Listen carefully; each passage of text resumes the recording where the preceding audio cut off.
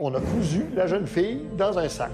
Quelqu'un qui est très bien élevé, très discret, va devenir d'une violence absolue, d'une obscénité langagière absolue. On y allait tant que le démon semblait être là ou jusqu'à l'épuisement des participants, finalement. Y a-t-il un Dieu? Je ne peux pas vous le dire, mais je peux vous dire que le diable, lui, existe. En 1976, Annelise Michel meurt suite à un exorcisme. Ses parents et 2 prêtres exorcistes sont accusés. Était-elle vraiment possédée du diable? En 1660, Barbalé, une domestique du seigneur de Beauport, tombe en transe. Quel mal la tourmente ainsi? En 1980, un juge du Connecticut refuse la défense pour cause de possession diabolique à Arnie Johnson, inculpé de meurtre. La possession diabolique a d'aussi mystère.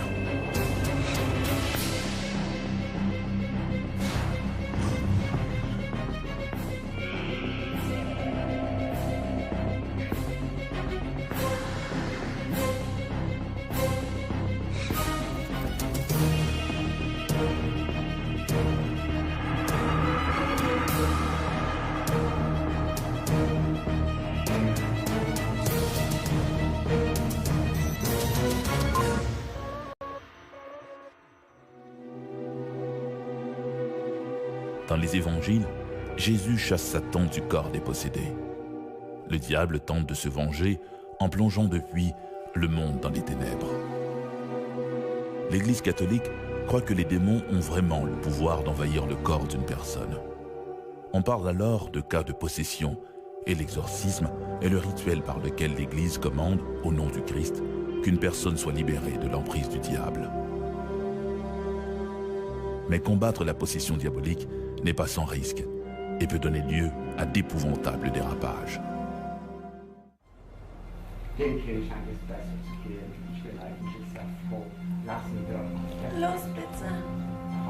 Au cottage de la famille Michel, il y a encore conciliabule.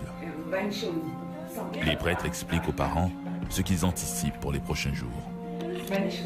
Soudain, une plainte les tire de leur réflexion. Annelise émerge du pays de Morphée. Ses poignets et ses chevilles sont retenus au montant du lit pour la protéger d'elle-même, diront plus tard les ecclésiastiques. Bonjour Annelise, comment te sens-tu ce matin? Demande le père Renz en se rapprochant du lit. Mieux mon père, beaucoup mieux. Nous t'avons attaché ainsi parce que tu risquais de te blesser, explique le prêtre. Je sais, mais je vous assure que je vais beaucoup mieux maintenant. Détachez-moi, implore à nouveau la jeune femme. Est-ce une nouvelle ruse? Voudrais-tu réciter un Je vous salue Marie avec moi? Demande le père Renz.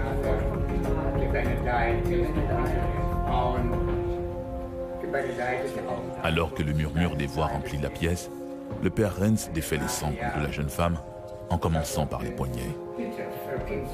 Annelise est bientôt libre de ses entraves. Aussitôt, Annelise se redresse et pousse violemment le prêtre qui s'étend de tout son long. Elle urine sur le prêtre étendu à ses pieds.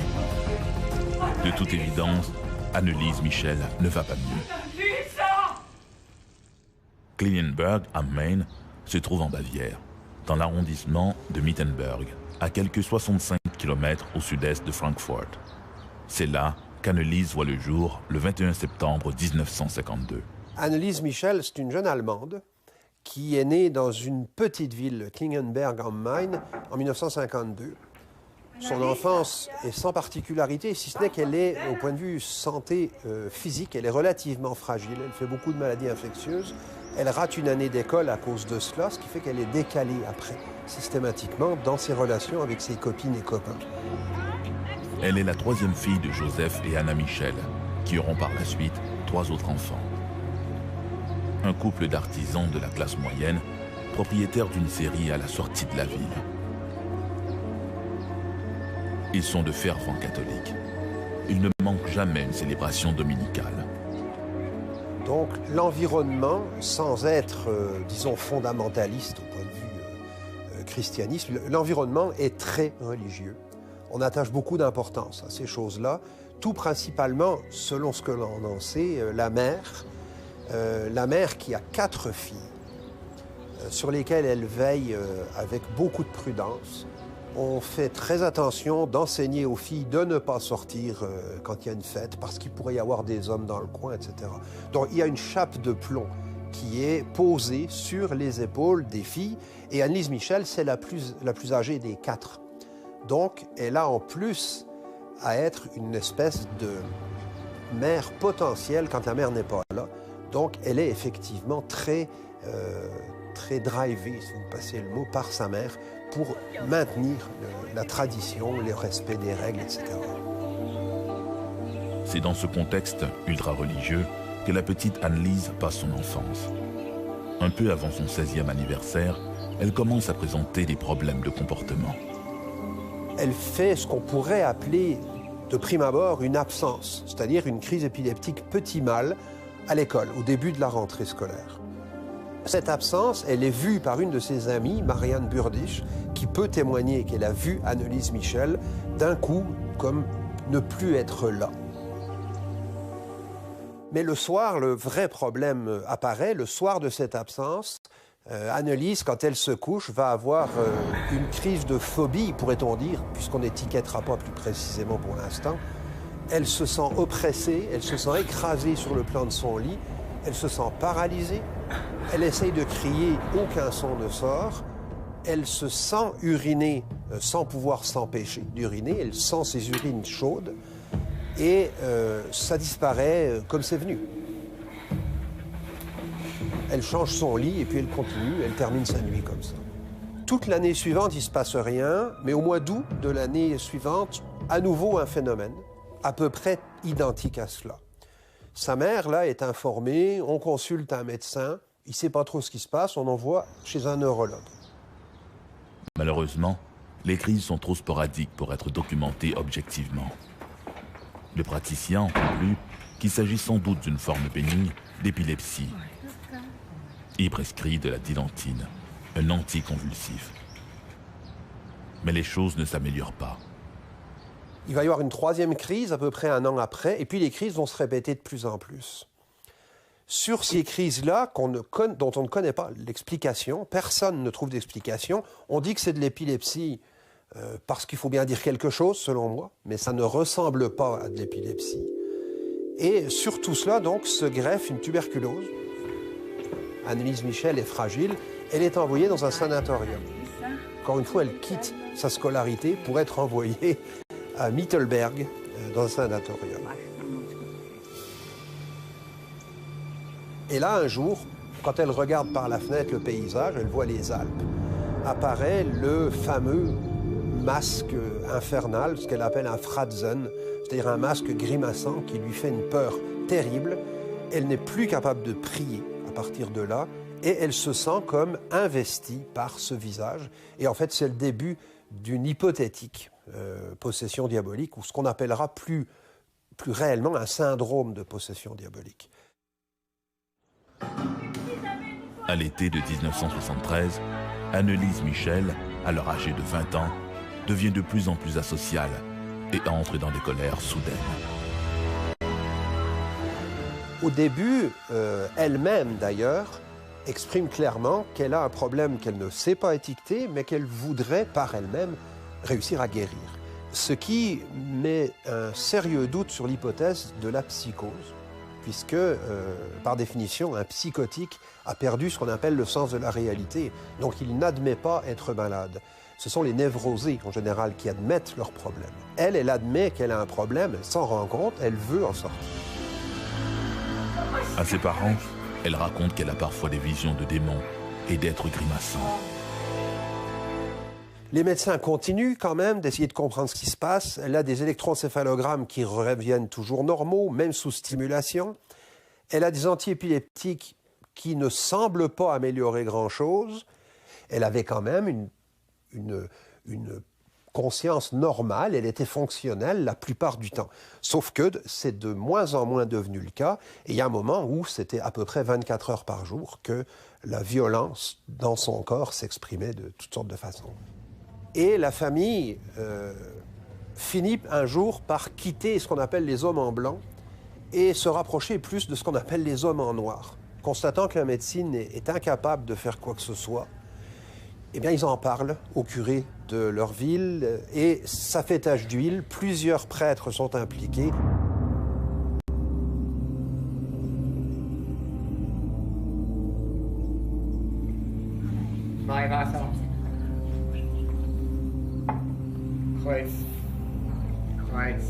En septembre 1975, l'évêque de Wurzburg, Joseph Stengel, autorise l'exorcisme.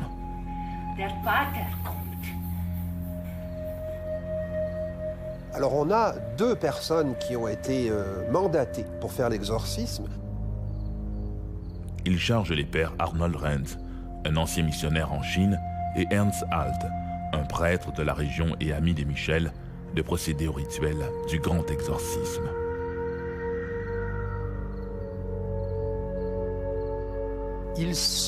Soit ils travaillent tous les 2 ensemble, soit ils s'alternent. Ils ne seront pas toujours tous les 2 constamment là. Et on sait qu'ils sont conseillés dans leur démarche. Ils sont conseillés par un certain nombre de jésuites et aussi par le père Adolphe Rodewijk, qui lui est la sommité dans ce domaine. Pour l'Église, l'existence du diable est une réalité, sinon une nécessité. En matière d'exorcisme, le Vatican se montre toutefois prudent. Alors là, si on parle théologie, les signes de possession diabolique ont été définis dans la première édition du rituel romain de 1614. C'était l'initiative du pape Paul V qui voulait donner des règles à suivre et donc des moyens de diagnostiquer. Le rituel romain impose 3 signes, ce qu'on appelle la xénoglossie, parler ou comprendre une langue souvent morte et qu'a priori la personne n'est pas censée connaître. Deuxièmement, la cryptesthésie, c'est-à-dire connaître les choses cachées. Et troisièmement, le décuplement des forces, en corrélation bien sûr avec l'âge et le sexe de la personne. Théoriquement, il faut ces 3 signes pour au moins commencer, au point de vue théologique, à évoquer un diagnostic de possession diabolique. Ces signes sont nécessaires, mais ne sont en aucun cas suffisants.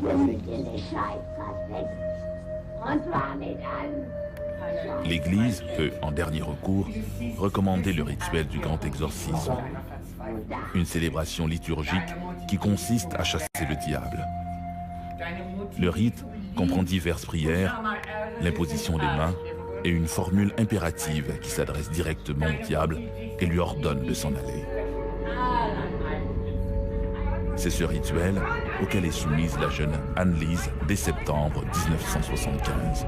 C'est fait dans la maison familiale et il avait même été prévu par les parents pour conserver leur image de bourgeoisie honnête, de faire ces exorcismes dans une pièce qui donne sur l'arrière de la maison, parce que si ça fait beaucoup de bruit, il ne faut pas que les gens dans la rue entendent. C'est un aspect qui peut paraître très accessoire. En fait, on se rend compte du cadre familial rien qu'avec une anecdote comme celle-là, où il ne faut pas qu'on l'entende, donc on va se mettre derrière. Donc ça se fait dans la chambre d'Anne-Lise Michel. Les exorcismes sont enregistrés sur magnétophone. À l'époque, c'est des magnétophones à bande. Tout est enregistré. Il y a des dizaines de bandes audio qui ont été enregistrées. Dans une chambre de la maison des Michel, à Klingenberg am Main, les pères Renz et Alt ont fait placer des images pieuses, des crucifix, des cierges. Tout est en place pour cette ultime bataille avec les forces des ténèbres. Elle va devenir de plus en plus agressive. On sait que, classiquement, le syndrome de possession diabolique se caractérise par comme une inversion de la personnalité du sujet. Quelqu'un qui est très bien élevé, très discret, va devenir d'une violence absolue, d'une obscénité langagière absolue. Puis c'est ce que l'on constate là. Anne-Lise Michel a des comportements, je dis bien, tout à fait psychotiques, ça c'est vrai.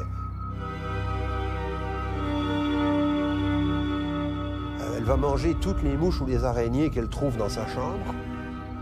Elle va uriner partout dans la maison. Elle urine dans ses sous-vêtements, volontairement, pour après essorer ses sous-vêtements dans sa bouche. Donc elle a toute une série de comportements qui sont effectivement psychotiques si on les prend isolément. Mais l'ensemble, disons qu'il y a quand même un point d'interrogation. Pour les prêtres, ces crises ne sont que des ruses du démon, ou des démons, devrait-on dire dans le cas d'Anne-Lise. La jeune femme affirme être habitée par des esprits. Des personnages sont évoqués par Anneliese Michel pendant ses crises. Elle serait possédée, entre guillemets bien sûr, par 6 démons.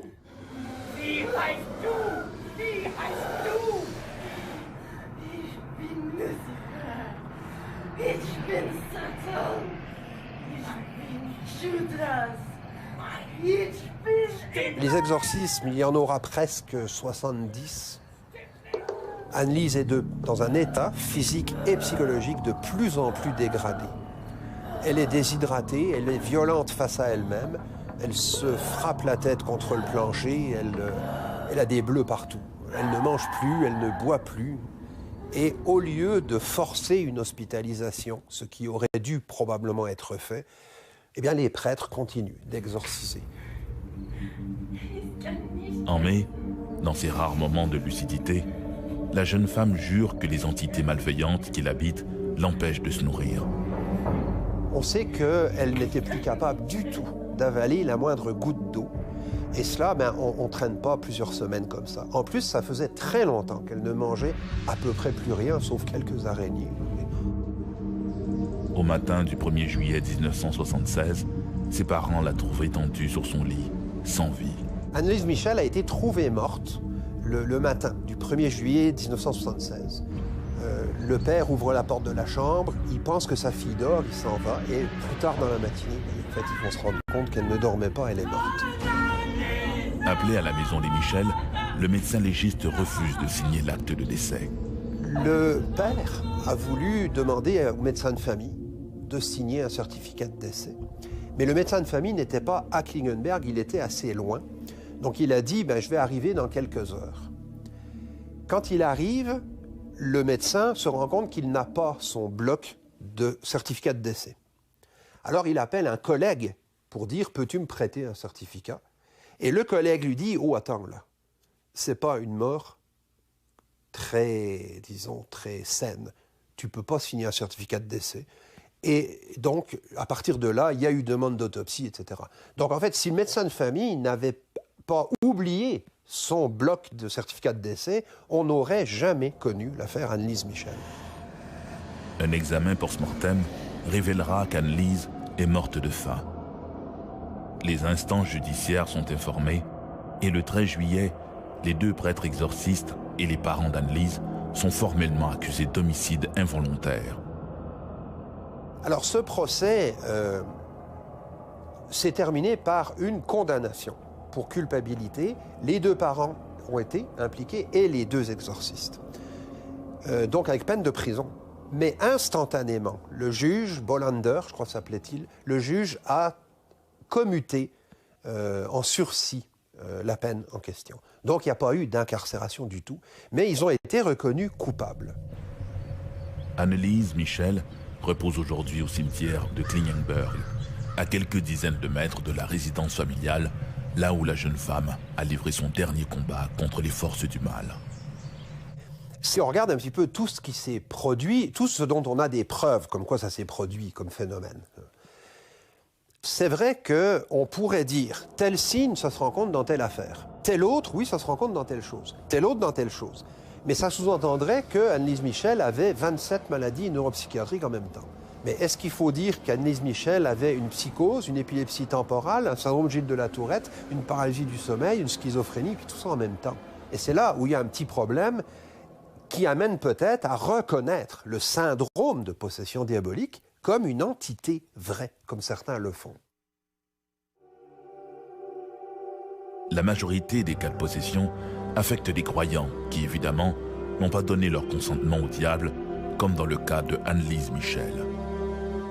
Mais il existe des cas rarissimes où la victime, d'une grande ferveur religieuse, a souhaité être possédée par le diable afin d'affermir son désir d'aimer Dieu. C'est peut-être le cas de la religieuse Catherine de Saint-Augustin en 1660 en Nouvelle-France.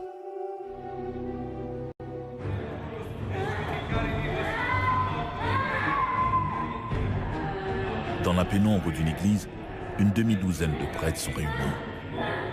Ils forment un demi-cercle autour d'une jeune femme qui est étendue, les bras en croix.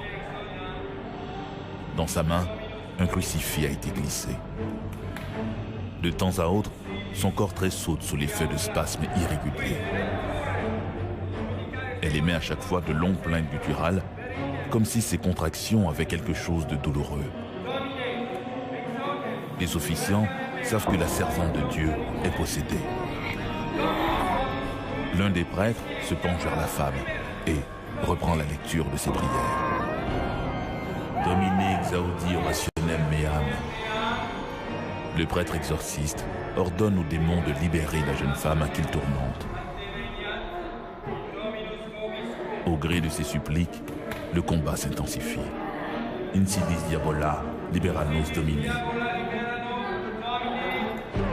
Lentement, de manière presque mécanique, la jeune femme soulève la tête.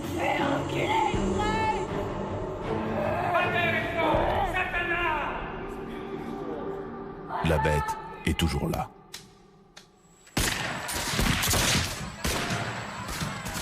Nous sommes en 1660 à Québec. L'implantation de la colonie ne se fait pas sans heurts. À cette époque-là, d'abord, on ne faut pas oublier qu'on est une colonie minuscule. Quelques centaines de personnes, tout au plus, dans l'ensemble de la colonie. Québec, c'est un village. Montréal, Trois-Rivières, c'est pareil. Donc, on a vraiment une très petite communauté, une très petite communauté de gens d'origine française, très isolée, finalement, au milieu d'abord d'une nature immense auquel ils ne sont pas habitués, mais aussi d'une très grande majorité des habitants et des gens qui pouvaient aller à Québec, c'était des Amérindiens, des gens qu'on rencontrait en dehors de cette petite colonie. Les interminables confrontations avec les Iroquois sèment l'inquiétude. On est une colonie en 1660 assiégée. On est en guerre avec les Iroquois qui sont beaucoup plus nombreux à l'époque que les colons français, qui viennent d'éliminer les Hurons à toute fin pratique. C'est là aussi que plusieurs jésuites ont trouvé le martyre. Les populations deviennent paranoïaques. On cherche dans la foi un réconfort.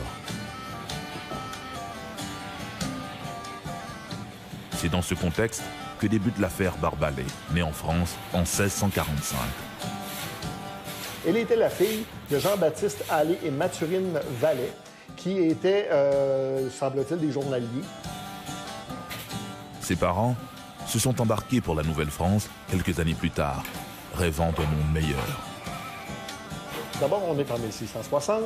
Barbe Allais, qui est-elle? C'est une jeune fille, toute jeune fille, qui est servante chez le seigneur Giffard. Le seigneur Giffard était un des premiers seigneurs, donc des premiers titulaires d'une seigneurie dans la région de Québec, et c'était un des plus importants aussi. Il possédait beaucoup de terres en allant du côté de la côte de Beaupré. C'était un personnage considérable dans la colonie que le seigneur Giffard, qui aussi, comme la plupart des seigneurs, avait des intérêts, par exemple, dans la traite des fourrures. En décembre 1660, la jeune fille, qui vient de fêter son 15e anniversaire, commence à présenter des troubles de comportement. Elle se met à hurler, tombe par terre et s'agite dans tous les sens, comme pour se défaire d'ennemis invisibles. Elles y voient des démons, des êtres infernaux qui prennent diverses formes. Hommes, femmes, enfants, bêtes et spectres.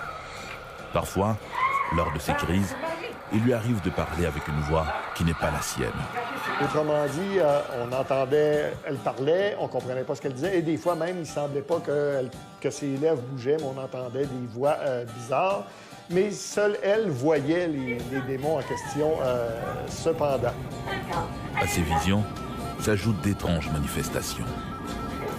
Mais aussi, il se produit toutes sortes de phénomènes autour de la maison. Il y a des pierres qui semblent lancer, mais on n'a pas vu de personne qui les lançait, mais on a vu des pierres arriver.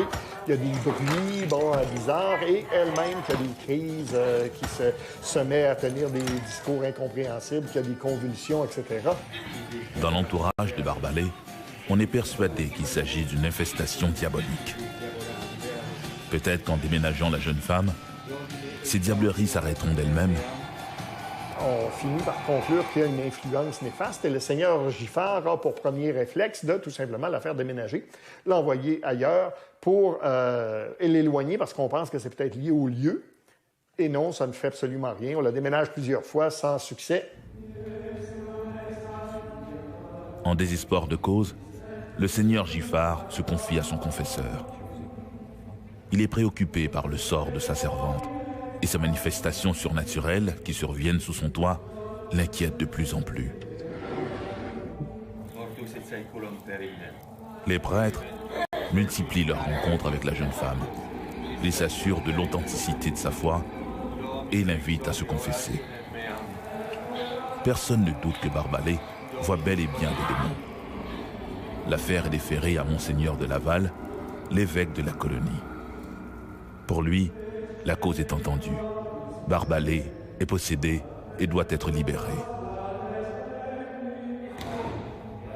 Fin décembre 1660, comme le veut le rite, la jeune femme est conduite à l'église de la commune pour y être soumise au rituel de l'exorcisme. D'abord, ça se passait généralement dans l'église, et en présence de quelques témoins. Le possédé devait tenir un crucifix, alors quitte à ce qu'on lui attache dans les mains. Et là, un prêtre désigné par l'évêque du lieu disait la messe, commençait par dire une messe. Et accompagné d'un clerc, là, il se mettait à réciter les prières d'usage. Ça pouvait durer des heures, cependant. Il ne faut pas oublier les prières. On y allait tant que le démon semblait être là ou jusqu'à épuisement des participants, finalement. Et dans le cas de Barbalet, ça semble avoir été inefficace. Au début de 1661, Barbalet, toujours tourmentée, est amenée au couvent des Hospitalières de Québec, où elle est confiée aux soins de sœur Catherine de Saint-Augustin. Catherine de Saint-Augustin, qui est une mystique, qui a elle-même des visions régulièrement, qu'elle a vues. Elle est agressée elle-même par les démons très souvent. Et donc, elle va entreprendre d'exorciser Barbalet. Et premièrement, on va y aller de la façon classique. On va faire des exorcismes. Et c'est plusieurs prêtres, des missionnaires qui vont venir, sans succès, vont tenter d'exorciser Barbalet. Ensuite, Monseigneur de Laval lui-même va se déplacer, sans plus de succès non plus. Pendant ce temps, on s'interroge. Si les prêtres exorcistes ont échoué dans leur tentative de libérer la jeune servante, peut-être est-ce parce que celle-ci est maintenue sous la coupe d'un envoûtement.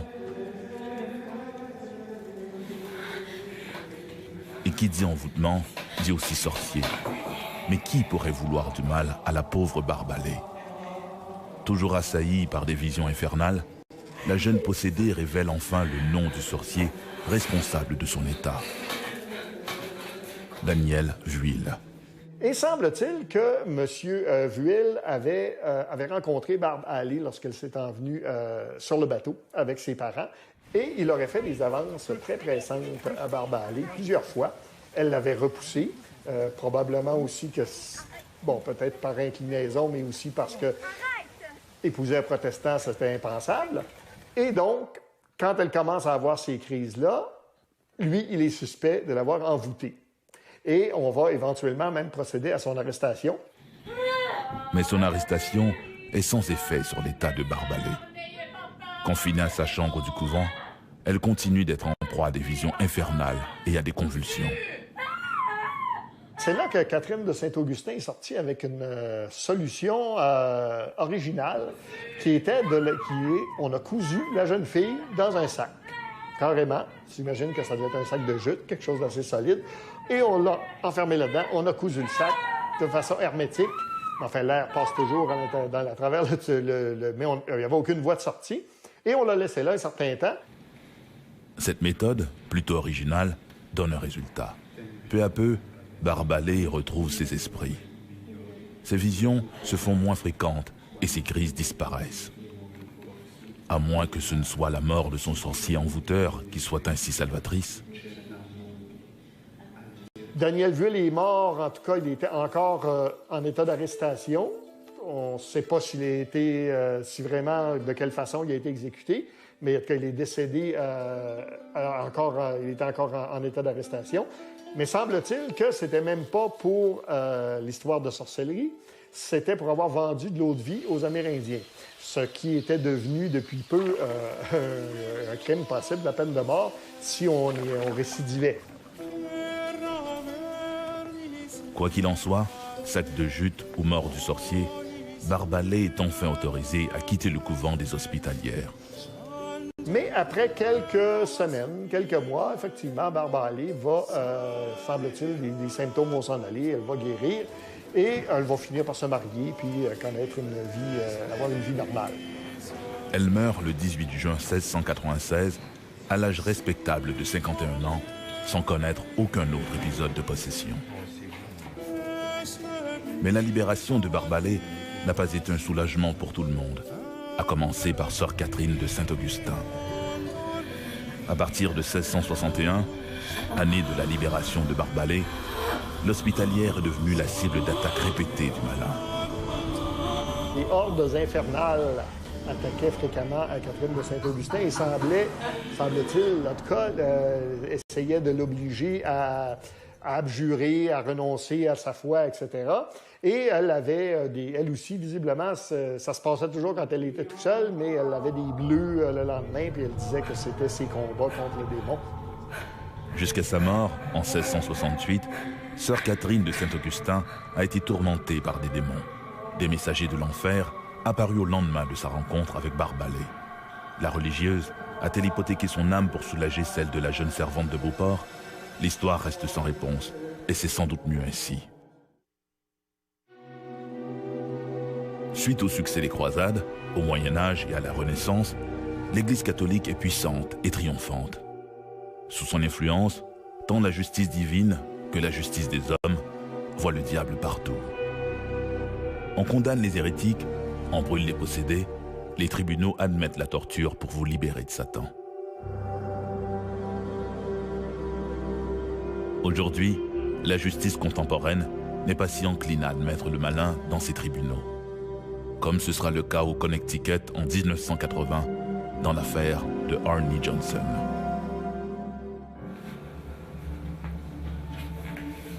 Il est tard dans la nuit. Maître Martin Minella étudie le dossier d'Arnie Johnson, un jeune client accusé de meurtre. Au fil de ses recherches, l'avocat est envahi par l'impression que des forces maléfiques agissent dans l'ombre pour le dissuader de poursuivre sa défense. Le voilà confronté à des histoires de diable et de possession diabolique. Des témoins lui ont conseillé de rencontrer Lorraine Warren, une démonologue réputée du Connecticut. Comme j'allais rencontrer les Warren à leur demeure, j'achevais de garer ma voiture lorsque, de manière inexplicable, elle s'est mise à reculer toute seule et sans raison. J'ai eu beau enfoncer les freins, mais la voiture a continué à reculer par elle-même durant au moins 50 mètres. J'ai appuyé sur les freins jusqu'à ce que finalement ils s'arrêtent. Quand je suis arrivé chez les Warren et que je leur ai raconté l'incident, on m'a dit « Écoutez, ils ne veulent pas que vous vous impliquiez dans cette affaire. Y a-t-il un Dieu? Je ne peux pas vous le dire, mais je peux vous dire que le diable, lui, existe. » Au cours de ses recherches, Minella a colligé toutes les informations qu'il a trouvées au sujet de la possession diabolique. Il a interrogé des prêtres, des théologiens et, cette nuit-là, il entreprend l'écoute de l'enregistrement que lui a remis Lorraine Warren. Ce qu'il entend est suffisant pour renforcer ses convictions. Lors de sa première rencontre avec Arnie Johnson, accusé du meurtre d'Alan Bono à la prison de Bridgeport, son client dit n'avoir aucun souvenir des événements le soir du drame. Il ne se rappelait de rien et il était complètement amnésique. Avec un peu d'expérience, on peut arriver à sentir si quelqu'un dit la vérité. Moi, je sais quand on me ment. Il aurait été très facile pour Arnie Johnson de me dire « Le diable m'a fait faire ça ». Et il ne l'a jamais fait. Ou encore, c'est Alan Bono qui a foncé sur moi avec un couteau. Et il n'a jamais dit ça non plus. Ce qu'il a dit, c'est qu'il n'avait aucun souvenir de l'événement. Et ça, pour moi, c'était très inusité. Arnie raconte à Minella un événement troublant survenu plus tôt au jeune frère de sa copine, David Glatzel, qui a dû être exorcisé suite à une possession diabolique. Intrigué et incrédule, Minella décide de rencontrer les parents de ce jeune possédé. Ce qu'on m'a expliqué dans la famille Glatzel, c'est qu'on avait commencé à jouer avec une planche de Ouija. Et que, partant de là, on leur avait présenté une famille impliquée dans la magie noire, impliquée dans la sorcellerie, impliquée dans le satanisme. Les Glatzel lui racontent qu'à partir de ce moment, David avait commencé à présenter des troubles de comportement. La nuit, il entrait dans des espèces de transes. Des forces invisibles l'étranglaient. Son sommeil était devenu si perturbé que sa sœur, Debbie, accourait à répétition à son chevet, réveillée par des cris d'effroi. David parlait d'une voix gutturale qui n'était pas la sienne. La famille du jeune était dévastée. Leur maison était définitivement le théâtre de manifestations surnaturelles. Il avait des aptitudes bizarres, comme la lévitation. Il faisait également voler des objets à travers la pièce. Et il lui arrivait de tomber dans une sorte d'état où il éructait différents mots. Des mots qui pouvaient laisser croire qu'ils venaient d'une autre source. Des mots qui ne venaient pas de lui. Le 2 septembre 1980, sous les conseils de Ed et Lorraine Warren, un couple de démonologues célèbre à travers les États-Unis, un rituel de libération se prépare. Ce rituel, appelé aussi petit exorcisme, se tient dans la chapelle du collège Saint-Joseph de Brookfield. Il est le seul possible sans l'aval de l'évêque du diocèse.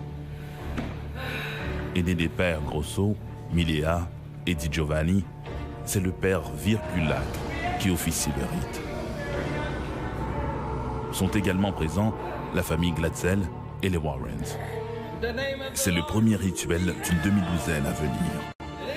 À chaque séance, le jeune David, retenu par sa sœur Debbie et son copain, se tord et hurle des obscénités.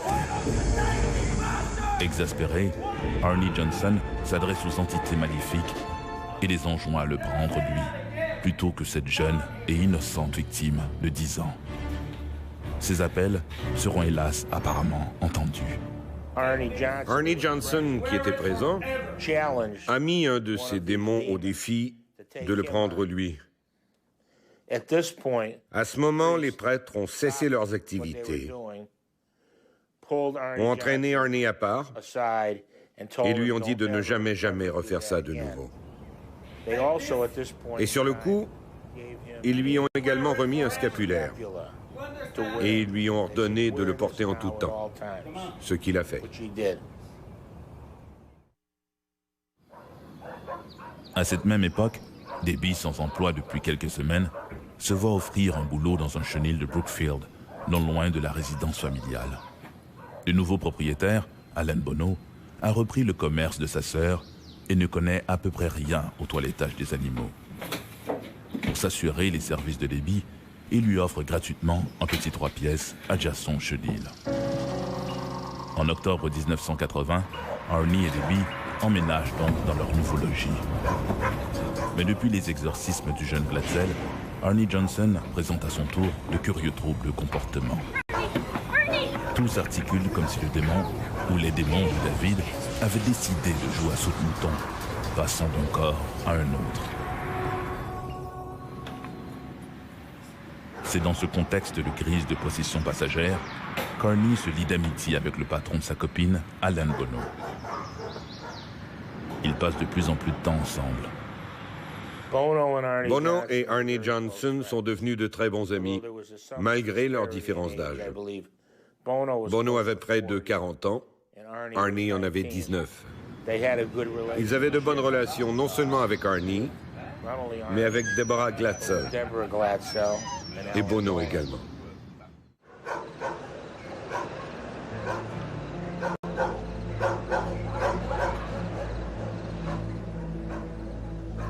Ce soir-là, les deux sœurs et la cousine de Arnie sont en visite, mais ont préféré rester à l'intérieur pendant que Arnie s'affaire au chenil. Alan rentre complètement saoul. Il a passé la journée à boire. Il allume le téléviseur monte le son maximum et commence à narguer ses jeunes invités. Arnie Johnson rentre à son tour. Il tente de raisonner Allen, mais rien n'y fait. Debbie, parti chercher de la pizza, arrive sur l'entrefaite et insiste à son tour pour que son employeur baisse le volume. « C'est chez moi ici, et je fais ce que je veux », réplique-t-il. Debbie, Arnie et les 3 filles décident de quitter, mais Alan Bono saisit la jeune Mary par le bras. Arnie s'interpose et force l'homme de 39 ans à relâcher sa poigne. Tous sortent précipitamment. Bono n'entend pas rester là. Sous, il cherche la confrontation. Soudainement, se sentant provoqué, Arnie fonce droit sur l'homme. Il frappe violemment l'employeur de Debbie qui s'écroule sous l'agression. Puis, comme un automate, il quitte les lieux.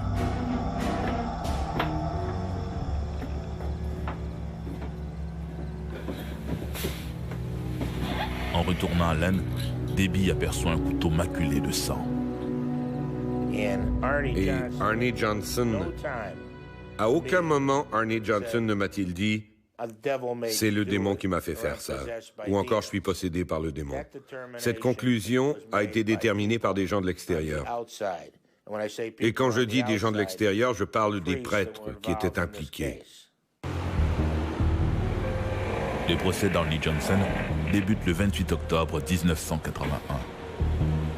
Martin Minella a acquis la conviction que son client était possédé au moment d'agresser son ami Alan Bono. Dès son arrivée au palais de justice, il le déclare aux médias. Sa défense sera non coupable pour cause de possession diabolique. Une première en Amérique. Et il entend bien le démontrer devant la cour. Il y avait tellement de preuves objectives. Il ne savait pas ce qui s'était passé. Il n'avait pas les motivations nécessaires ou l'intention criminelle de tuer Alan Bono.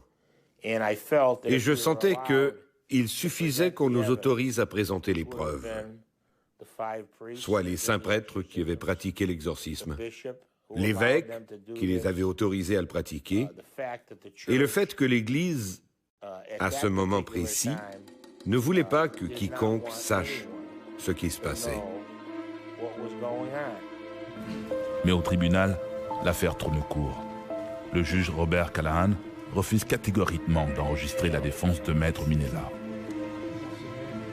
Selon lui, la possession diabolique est impossible à prouver, hors de tout doute raisonnable, et de surcroît, la démonologie n'est pas une science, mais un passe-temps. Le magistrat lui conseille de présenter une défense plus conventionnelle, à savoir non coupable par légitime défense. Il renvoie Minella à ses dossiers.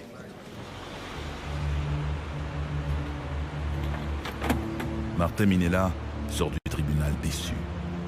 Les membres du jury n'entendront jamais parler des exorcismes du jeune David Glatzel. Ils ne sauront rien des crises de possession de Arnie Johnson, dont aurait pu témoigner son ami Debbie Glatzel, et Arnie Johnson est finalement reconnu coupable le 24 novembre 1981. Pour la justice américaine, la possession diabolique n'est au mieux qu'un bon sujet de film.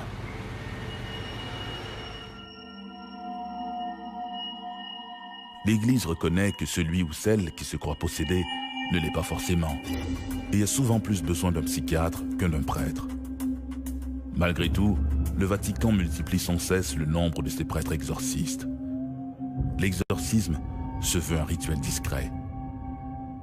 Il se pratique à l'abri des regards et des témoins. Ce secret explique sans doute l'intérêt de la presse à sensation lorsqu'une telle histoire devient publique.